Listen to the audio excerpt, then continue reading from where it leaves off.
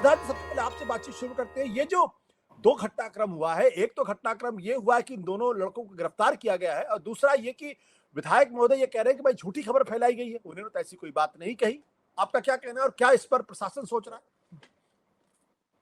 देखिए, एफआईआर कराई है, ये साक्ष्य है इस बात का।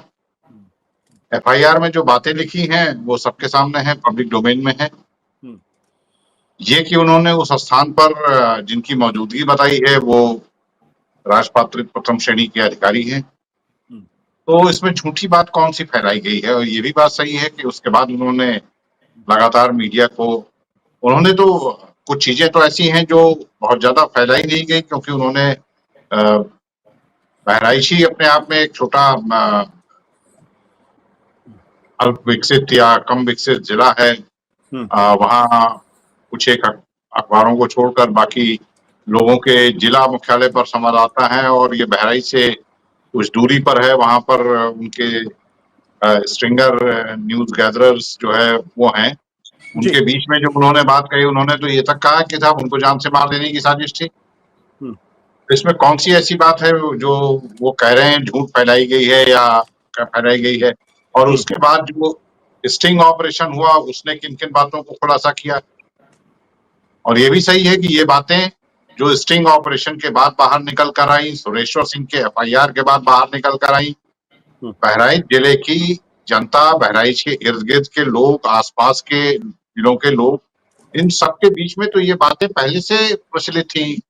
वो जिन लोगों के नाम है एफआईआर में, उनमें से 2-3 का नाम तो आसपास के जो इलाके हैं वहां तक के लोग ले रहे थे और खुलेआम ले रहे थे कि साहब ये लोग थे, ये लीड कर रहे थे, ये उपद्रव आगजनी करने में ये लोग आगे थे। तो इसमें कौन सी ऐसी बात है कि जो झूठ फैलाई गई या जिसको लेकर कोई अफवाह फैलाई गई है। ये सारी बातें ऑन रिकॉर्ड है, इनमें से कोई बातें झूठी नहीं है।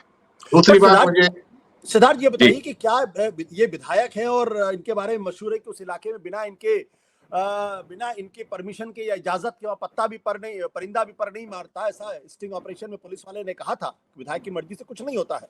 तो विधायक जी अपने बयान से क्यों पलटते हुए दिखाई पड़ रहे? क्या उन्होंने एफआईआर भी वापस ले ली है या एफआईआर अभी तक है? देखिए, अभी तक एफआईआर वापस लेने जैसी तो कोई खबर नहीं आई है, लेकिन एक नई चीज है जिसकी तरफ शायद सभी की निगाह जा रही होगी। इस पूरे मसले को अब ऐसा लगता है कि भारतीय जनता पार्टी की ओर से, यानी कि संगठन की ओर से, सरकार की ओर से तो नहीं हो रहा था, लेकिन संगठन की भी ओर से ऐसा लगता है इसे रफा दफा करने में की पूरी कोशिश की जा रही है, इसको टूल न दिया जाए। यहाँ तक कि बहराइच दंगों को लेकर हर दिन बयानबाजी करने वाले और एक एक दिन में 2-2, 3-3 वीडियो बयान जारी कर देने वाले जो तमाम सारे प्रवक्ताओं की टीम है, उसमें बहुत सारे ऐसे लोग हैं जो इतने ज्यादा वो रहते हैं कि एक बहुत छोटी सी बात बहुत कहीं दूर भी हो जाती है तो उस पर तुरंत अपना वीडियो जारी करते हैं और तुरंत मीडिया को सर्कुलेट करते हैं। अब कोई भी व्यक्ति ना तो पार्टी में और ना ही सरकार की ओर से वो ऐसा है कि बहराइच के दंगों पर बात ही नहीं करना चाहता है। वो इस कोशिश में है कि इसको जितनी जल्दी हो सके इसको भुलाया जाए, ये हो गया है। और शायद ये ऐसा इसलिए है कि अब यह अंदेशा हो गया है कि जो बहराइच में घटनाएं हुई, बहराइच का जो दुर्भाग्यपूर्ण हिंसा जो बहराइच में हुई है, उसका नुकसान होने जा रहा है। और वो नुकसान केवल इन उपचुनाव तक नहीं होगा, और भी उसके व्यापक राजनीतिक नुकसान होंगे। मुझे लगता है इसकी वजह से अब देखिए हुआ ये था इसलिए कि चुनाव आ गए हैं उत्तर प्रदेश में, बड़े क्रूशियल चुनाव हैं, 9 उपचुनाव हो रहे हैं। और जब तक ये घटना हुई थी तब तक तो ऐसा लग रहा था मिल्कीपुर का भी चुनाव है, तो ये ध्रुवीकरण होगा, चुनाव में फायदा होगा, पीडीए जो है उसको धक्का लगेगा।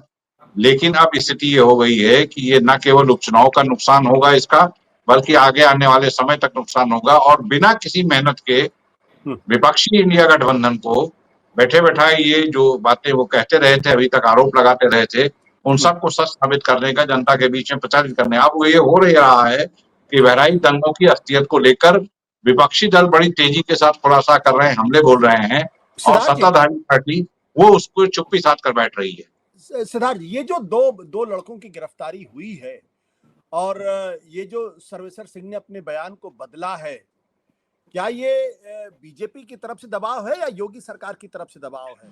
और योगी सरकार के निश्चित बारे तौर में पर कहा जाता है कि वो तो बहुत तत्पर सरकार है, बहुत तेजी के साथ कार्रवाई करती है। लॉ एंड ऑर्डर के मसले पर तो वो देखिए, जिन जिन लोगों ने उस लड़के को गोली मारी थी और बाकी लोगों में बड़ी संख्या में लोगों को गिरफ्तार किया गया है, उनके घर गिराने के लिए नोटिस तक भी जारी कर दिया गया है और एनकाउंटर तक हो गया है। तो जिन लोगों के नाम एफआईआर में विधायक जी ने डाले हैं, क्या उनकी गिरफ्तारी, क्या उनके घर पे बुलडोजर का नोटिस, क्या उनको किसी तरीके से एनकाउंटर की कोशिश ऐसी कुछ होती हुई दिखाई पड़ रही है, या चुप्पी है, एकदम सन्नाटे में है योगी सरकार? बहराइच के मैसी क्षेत्र के विधायक सुरेश्वर सिंह की लिखाई गई एफआईआर के आधार पर जिन लोगों के वहां नाम है, अब तक उनके खिलाफ कोई कार्रवाई होगी इस बात की दूर दूर तक कोई आहट भी नहीं सुनाई पड़ रही है। मैं जो कह रहा हूं कि पूरे मामले को किस तरीके से रफा दफा किया जाए, ये जो जिन 2 लोगों की गिरफ्तारी हुई, दरअसल इनकी वजह से एम्बैरेसमेंट सबसे ज्यादा हुआ है और इनके जो स्वीकारोक्ति है, उस स्वीकारोक्ति का नुकसान, जो डैमेज है, वो सबसे ज्यादा है। इसलिए आनंद फानंद में कार्रवाई की गई। जाहिर सी बात है, ये कार्रवाई सरकार के इशारे पर, सरकार के कहने पर की गई है, क्योंकि एम्बैरेसमेंट सबसे ज्यादा इन 2 लोगों के स्टिंग में, ये जो 2 लोग हैं शामिल, इसके अलावा और भी लोग हैं, उनकी वजह से हुआ है। जहां तक विधायक जी की जो एफआईआर है, उस एफआईआर पर की जाने वाली कार्रवाई, विधायक जी के आरोप बहुत गंभीर है, उन आरोपों पर भी उसी तरह की चीजें होनी चाहिए। वैसे ही बुलडोजर एक्शन की बात होनी चाहिए, उसी तरीके से आनंद फानंद में गिरफ्तारी होनी चाहिए, लेकिन ऐसा नहीं है। मुझे ऐसा लगता है कि पूरी कोशिश चल रही है कि इस मामले को संगठन का अंदरूनी मामला बताते हुए विधायक जी पर इस तरह का दबाव डाला जाए। ये ठीक है कि विधायक जी थोड़ा चर्चित हैं, बड़बोले बयानों के लिए मशहूर हैं, वो सब है, लेकिन ये भी नहीं भूलना चाहिए कि विधायक जी संघ के सबसे कमिटेड कार्यकर्ताओं में से, संघ के सबसे कमिटेड कारकुनों में से उस पूरे जिले में हैं। वो, उनका परिवार कई पीढ़ियों से संघ के लिए काम करता रहा है।